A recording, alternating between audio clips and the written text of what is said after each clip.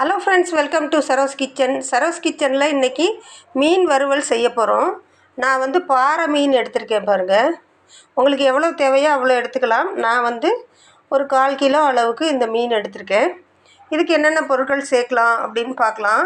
நீங்கள் ரொம்ப ரொம்ப டேஸ்ட்டாக மீன் வறுவல் சாப்பிடணுன்னா நான் சொல்கிற மாதிரி செஞ்சு பாருங்கள். ரொம்ப ரொம்ப டேஸ்ட்டாக இருக்கும். எல்லா பொருட்களுமே குவான்டிட்டிக்கு தகுந்த மாதிரி தான் நம்ம எடுத்துக்கணும். சீரகம் 1/4 டீஸ்பூன், மிளகு 1/4 டீஸ்பூன், மல்லித்தூள் 1/2 டீஸ்பூன், மிளகாய்த்தூள் 1 டீஸ்பூன், வெங்காயம் சின்ன வெங்காயம் 5, சோம்பு 1/4 டீஸ்பூன், ஒரு 6 பல் பூண்டு, ஒரு சின்ன துண்டு இஞ்சி. இப்போ இதெல்லாம் நல்லா நம்ம அரைச்சி எடுத்துகிட்டு வந்துடலாம் ஃபைன் பேஸ்ட்டாக. நீங்கள் விரும்பினா ஒரு சில்லு தேங்காய் சேர்த்துக்கங்க. அது ரொம்ப டேஸ்ட்டை என்ஹான்ஸ் பண்ணி கொடுக்கும். அரைச்ச விழுதில் தேவையான அளவுக்கு உப்பு சேர்த்துக்கங்க. இது கார்ன்ஃப்ளவர் மாவு. அப்போ தான் நம்ம போடுற மசாலா பிரிஞ்சு போகாமல் இருக்கும். இதில் நல்லா மிக்ஸ் பண்ணிவிட்டு மீனை நல்லா கோட் பண்ணி எடுத்துக்கலாம்.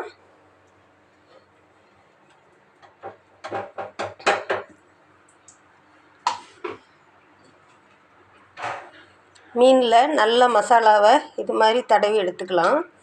ஒரு 1/2 மணி நேரம் இதை நம்ம ஊற வச்சுக்கலாம்.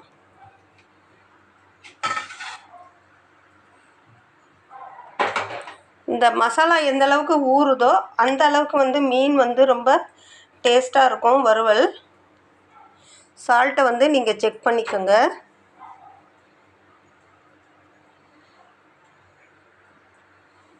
அவ்வளோதாங்க, மீன் நல்லா ஊறி வரட்டும். ஒரு 1/2 மணி நேரம் இந்த மீன் நல்லா ஊறி வரட்டும்.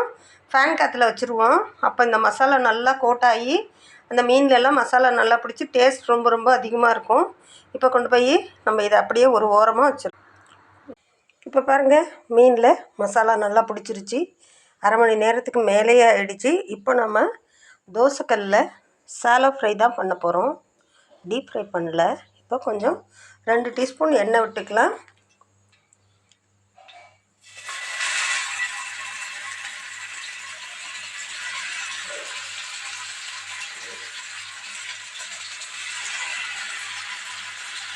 இது வேகட்டும். வெந்த உடனே திருப்பி போட்டு எடுத்தோம்னா மீன் ஃப்ரை ரெடி.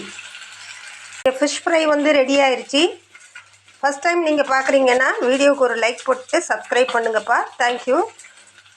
இந்த மீன் வறுவல் சாப்பிட்றதுக்கு ரொம்ப ரொம்ப டேஸ்ட்டாக இருக்கும். ஒரு வித்தியாசமான டேஸ்ட்டாகவும் இருக்கும். நீங்கள் இதை பார்த்துட்டு லைக் பண்ணிவிட்டு சப்ஸ்கிரைப் பண்ணுங்கள். தேங்க்யூ.